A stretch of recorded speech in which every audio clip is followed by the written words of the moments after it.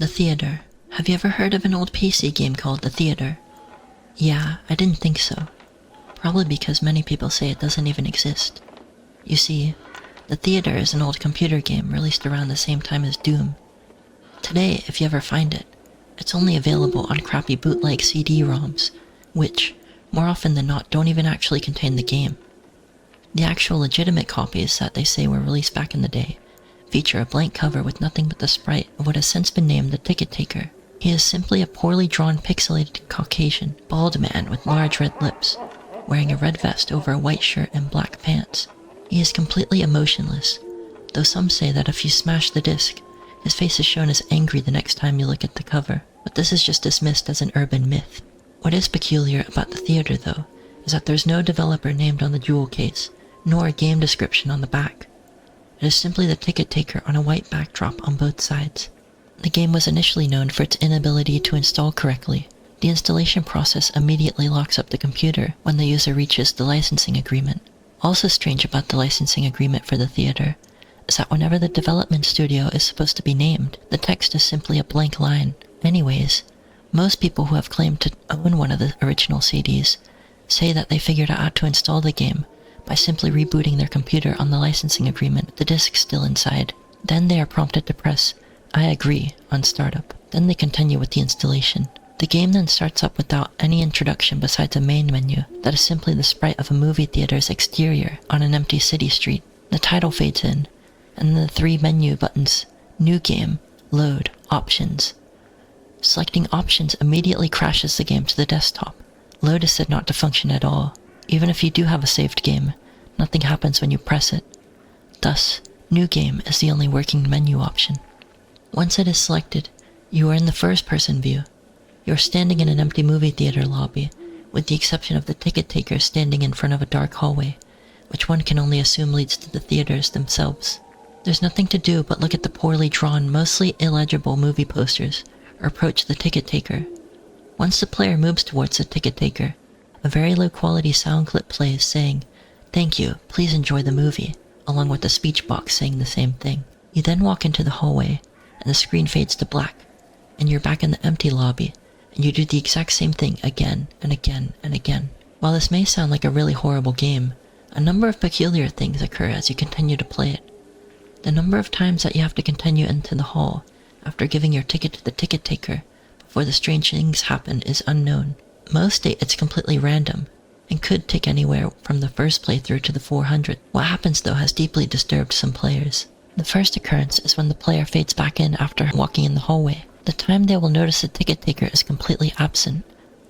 The player then, without any other options, decides to walk into the dark hallway. The sound clip and text box mentioned previously still play in the absence of the ticket taker. But when the player walks into the hallways, the screen does not fade out. It goes pitch black as they walk deeper into the hall. The player's footsteps sound clip is still playing as they continue to push the up button on their keyboard. Those claiming to have played the original game report to have felt extremely uncomfortable walking down the hallway, anticipating the whole way something horrible happening. Well, eventually the player is unable to move forward. There's nothing for a few moments before a strange sprite that is described as the ticket taker, but with a swirl for a face, appears and stands before the player. The original players of the game say their bodies immediately froze up and their stomachs churned when they saw this sprite, which has been appropriately named the Swirly Head Man. Nothing happens as the Swirly Head Man stands before them. Then suddenly a piercing screech plays as the game glitches out. This lasts for a few minutes, with the screeching being continuous. Then the players abruptly return to the lobby, with all the sounds and graphics being as they should be. The game continues normally for the next couple of cycles entering the hallway, with a couple of the original players claiming the Swirly Head Man would briefly appear and disappear in the corner of the screen as a brisk yelp sound effect plays. Then, at some point after meeting the Swirly Head Man, the player sees the ticket taker pacing back and forth, though there's no walking animation. The sprite's limbs are completely static, so he just hops up and down slightly as a substitute, with his eyes being wide and his mouth open to simulate a worried facial expression. Some players noted that the movie posters had been replaced with images of the Swirly Head Man, which caused them to immediately turn their character's head away from the posters and approach the ticket taker. Then another different low-quality sound clip plays, but the speech box contains nothing but corrupted characters that cause whatever text would have been in the box to be completely illegible. Due to the extremely low quality of the sound, it is debated by players what exactly the ticket taker says at this point, though it's widely agreed that he says, never reach the other levels. Then the screen fades out once again and returns the player back to their starting point in the lobby, but the ticket taker's gone, and the hallway's blocked by a large brick wall sprite. Touching the brick wall will immediately crash the game, and that's all there is to it. No one knows what the other levels are, or how to gain access to them, nor it is known what the swirly head man causes such acute fear in those who have seen him in the game. All the original copies of the theater have either been lost or destroyed, but the creepiest part is the fact that all the original players of the game claim to occasionally see a brief glimpse of the swirly head man out of the corner of their eyes. Mr. Bigelsteine. When I was a small child, I was terrified of the dark. I still am, but back when I was around 6 years old, I couldn't go a full night without crying out for one of my parents to search beneath my bed or my closet for whatever monster was waiting to eat me. Even with a nightlight, I would still see dark shapes moving around the corners of the room, or strange faces looking in on me from my bedroom window. My parents would do their best to console me, telling me that it was just a bad dream, or a trick of the light, but in my young mind, I was positive that the second I fell asleep, the bad things would get me. Most of the time, I would just hide under the blankets until I became tired enough to stop worrying, but every now and then, I would become so panicked that I would run screaming into my parents' room, waking up my brother and sister in the process. After an ordeal like that, there would be no way anyone would be getting a full night's rest. Eventually, after one particularly traumatizing night, my parents had had enough. Unfortunately for them, they understood the futility in arguing with the 6-year-old, and knew that they would be unable to convince me to rid myself of childish fears through reason and logic. They had to be clever. It was my mother's idea to stitch together my little bedtime friend. She collected a large assortment of random pieces of fabric and her sewing machine, and created what I would later refer to as Mr. Ickbarr Bigelsteine, or Ick for short. Ick was a sock monster, as my mother called him. He was made to keep me safe while I slept at night by scaring away all the other monsters. He was pretty damn creepy, I had to admit. Honestly, looking back on it all now, I'm still impressed that my mom could think of something so strange and disturbing looking. Ickbarr had the stitched together look of a Frankenstein gremlin, with big white button eyes and floppy cat ears. His little arms and legs were made from a pair of my sister's black and white striped socks, and the half of his face that was green was made from one of my brother's tall football socks. His head could have been described as bulbous, and for his mouth, my mom attached a piece of white fabric and sewed in a zigzag pattern to shape a wide grin of sharp teeth. I loved him at once. From then on, Ick never left my side, so long as it was after dusk, of course. Ick didn't like the sun, and would get upset with me if I tried to bring him with me. But that was okay. I only needed him at night to keep away the boogeymen, which was what he was good at. So every night at bedtime, Ick would tell me where the monsters were hiding, and I would place him near the section of my room closest to the spookiness. If there was something in the closet, Ick would block the door. If there was a dark creature scratching at my window, Ick would be pressed up against the glass. If there was a big hairy beast under my bed, then under the bed he went. Sometimes the monsters weren't even in my room. Sometimes they would hide in my dreams, and Ickbarr would have to come with me into my nightmares. It was fun bringing Ick into my dream world, as he and I would spend hours fighting off ghouls and demons. The best part was, in my dreams, Ick could talk to me for real. "How much do you love me?" he would ask. "More than anything," I would always tell him. One night in a dream, after I had lost my first tooth, Ick asked me for a favor. "Can I have your tooth?" I asked him why. "To help me kill the bad things," he said. The next morning at breakfast, my mom asked me where my tooth went. From what she told me, the tooth fairy didn't find it under the pillow. When I told her that I gave it to Ickbarr, she just shrugged and went back to feeding my little sister.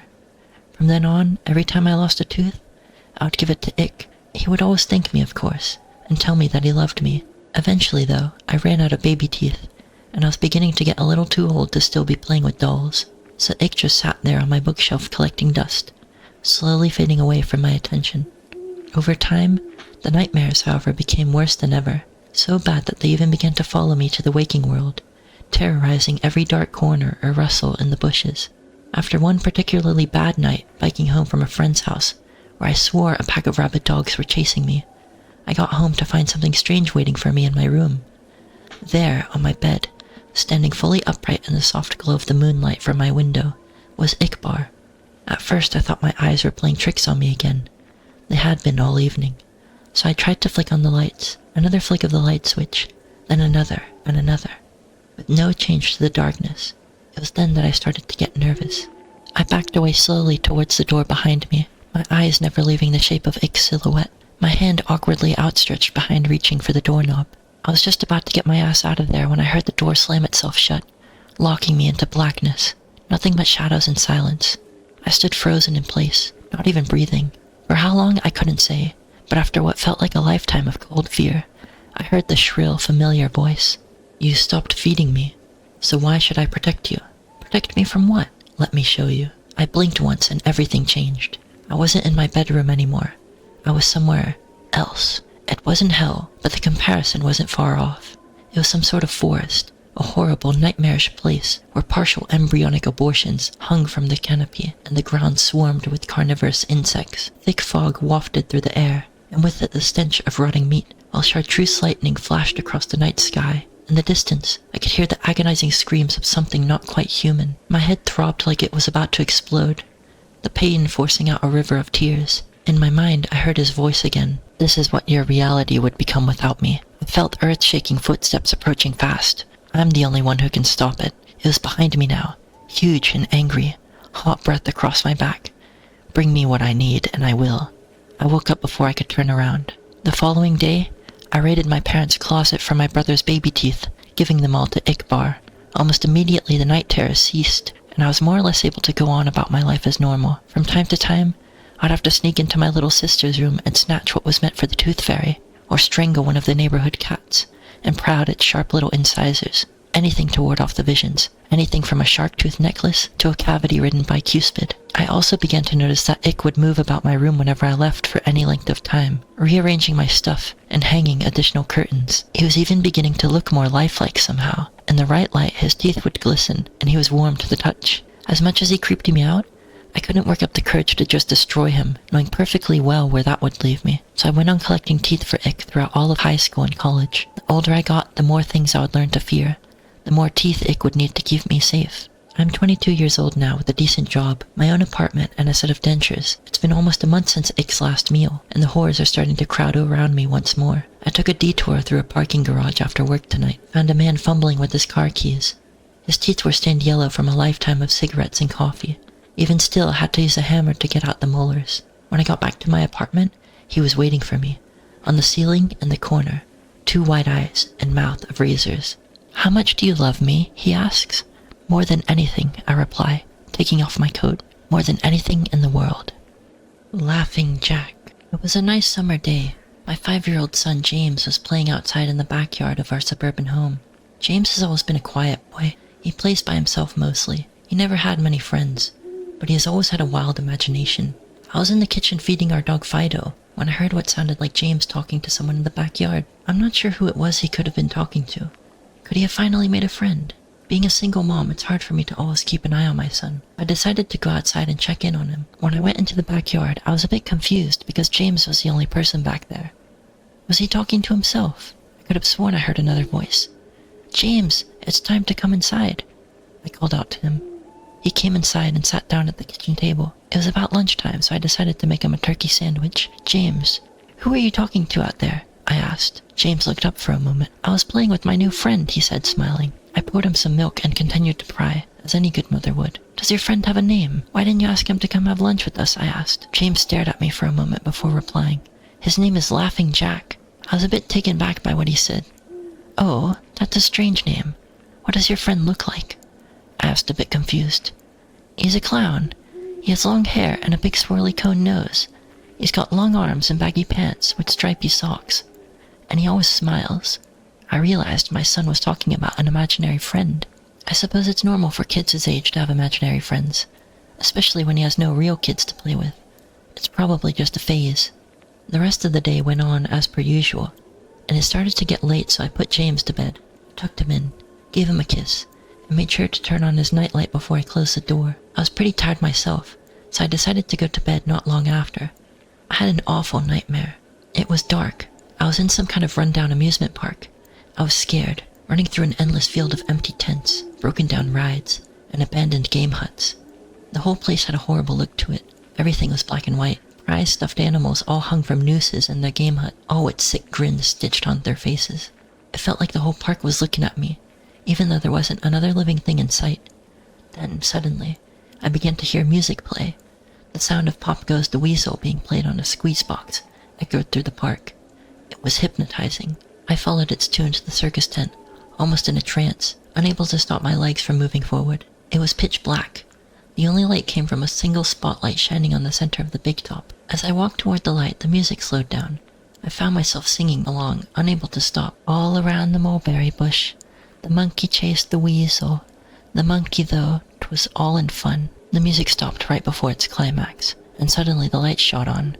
The intensity of the lights was practically blinding. All I could see was a small dark silhouette shuffle towards me. Then another one appeared, and another, and another. There were dozens of them, all coming toward me. I couldn't move. My legs were frozen. All I could do was watch as the haunting figures drew nearer. As they got closer, I could see. There were children. As I looked at each one, I noticed they were all horribly disfigured and mutilated. Some had cuts all over their body. Others were severely burnt, and others had missing limbs. Even eyes. The children enveloped me, clawing at my flesh, dragging me to the ground and tearing inside me. As the children tore me apart and I faded away, all I could hear was laughter. Horrible, awful, evil laughter. I woke up the next morning in a cold sweat. After taking a few deep breaths, I looked over and saw that a few of James's action figures were positioned, facing me on top of my nightstand. I sighed. James had probably woken up and put these here. I gathered up the toys and made my way to James's room. However, when I opened the door, James was sound asleep. I just shrugged and placed the toys back into his toy box and headed out to the living room. A little while later, James woke up and I made him his breakfast. He was quiet and seemed a bit groggy. Perhaps he didn't sleep well either.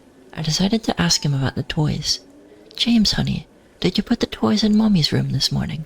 His eyes shot up at me for a moment, then quickly glanced back down at his cereal. "Laughing Jack did it." I rolled my eyes and responded, "Well, you tell Laughing Jack to keep the toys in your room." James nodded and finished up his breakfast, then decided to play out in the backyard. I went to relax in the living room, and I must have dozed off because I woke up a couple hours later. Shit, I need to check on James. I was a bit worried. It had been over 2 hours and I haven't checked on him. I stepped out into the backyard, but James wasn't there anymore. I was getting nervous, so I called out to him, "James! James, where are you?" Just then I heard a giggle coming from the front yard.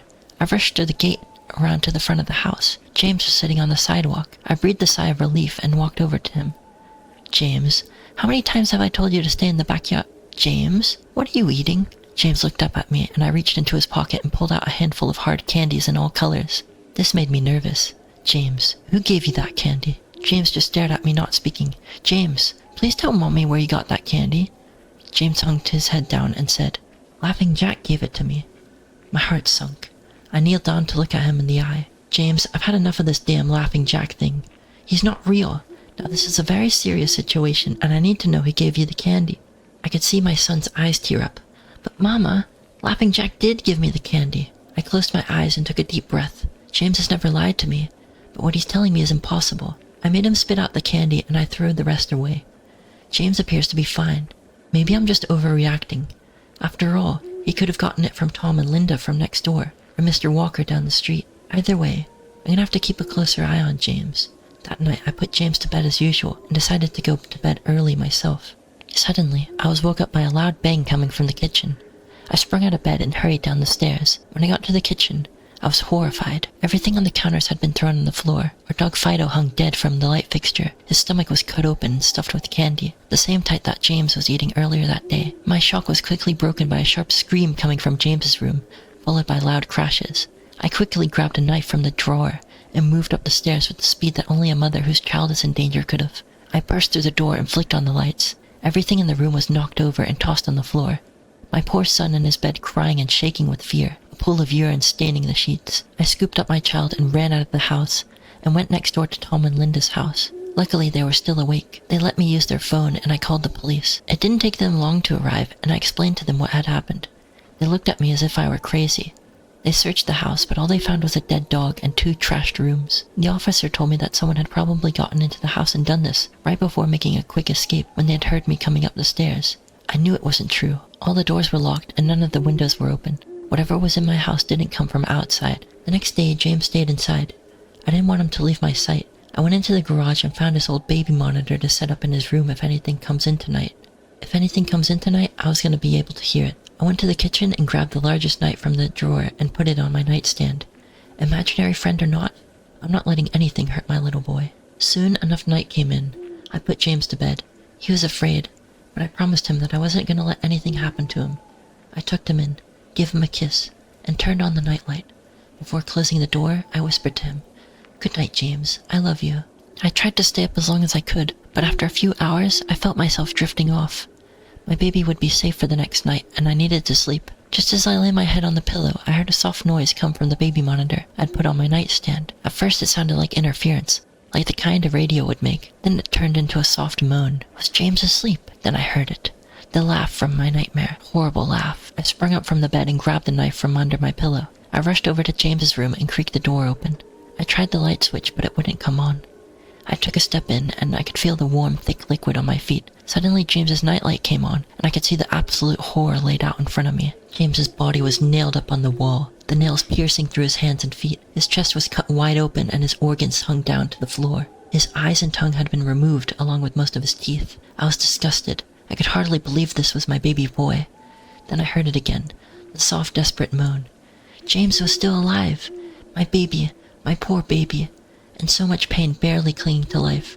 I ran across the room and vomited on the floor, but my sickness was interrupted by a horrible cackle coming from behind me. I spun around while still wiping bile from my mouth. Then out of the shadows emerged the fiend responsible for all of this horror. Laughing Jack. His ghost-white skin and matted black hair hung down to his shoulders. He had piercing white eyes surrounded by dark black rings. His twisted smile revealed a row of sharp, jagged teeth, and his skin didn't look like skin at all. It almost looked like rubber or plastic. He wore a patchy black and white clown outfit with striped sleeves and socks.